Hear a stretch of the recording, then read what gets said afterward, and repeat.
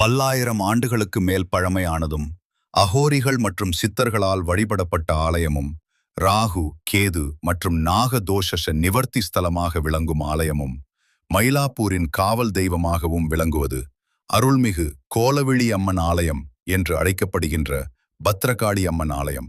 சிவபெருமானிடம் சாபம் பெற்று சிவபூஜை செய்வதற்காக இங்கு அவதரித்த பார்வதி தேவியை அசுரர்களிடமிருந்து பாதுகாக்க சிவபெருமானால் அனுப்பி வைக்கப்பட்ட பத்ரகாளிதான் இந்த கோலவிழி அம்மன் என்பது குறிப்பிடத்தக்கது.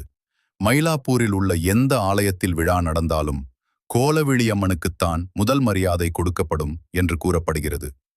மயிலை கபாலீஸ்வரர் ஆலயத்தில் 63 நாயன்மார் விழா நடக்கும்போது அனைவருக்கும் முன்னதாக முதலில் செல்வது கிராம தேவதையான கோலவிழி அம்மன்தான்.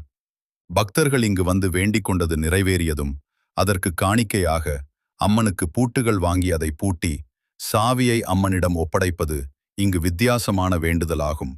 இங்குள்ள நாகலிங்க மரத்தில் சுயம்புவாக உருவான நாகரை வணங்க நாக தோஷம் விலகும். இந்த அம்மனை வழிபட்டால் எவ்வளவு கொடூரமான ராகு தோஷமும் உடனே விலகிவிடும். காளஹஸ்தி ஆலயத்திற்கு செல்ல முடியாதவர்கள் இந்த கோலவிழி அம்மன் ஆலயத்துக்கு வந்து வழிபட ராகு கேது தோஷங்கள் நீங்கும்.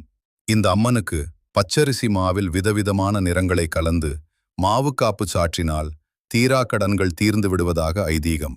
இங்கு அமைந்து இருக்கும் வாராகி திருவுருவத்துக்கு எதிரில் வாராகியின் வாகனமான ஆமை வடிவம் பிரதிஷ்டை செய்யப்பட்டு உள்ளது. இதற்கு வெள்ளி செவ்வாய்க்கிழமைகளில் இளநீரால் அபிஷேகம் செய்தால் வியாதிகள் தீரும் என்பது இந்த ஆலயத்தின் விசேஷம். சந்திராஷ்டமம் உள்ள நாட்களில் இந்த தலத்துக்கு வந்து வழிபட்டு சென்றால் சந்திராஷ்டமம் தாக்குதலால் எந்த பிரச்சனையும் வராது என்றும் பக்தர்கள் கூறுகின்றனர். இங்குள்ள மூலவரான தேவி சிலையானது சோழர்கள் காலத்தில் பிரதிஷ்டை செய்யப்பட்டிருக்கலாம் என்று நம்பப்படுகின்றது.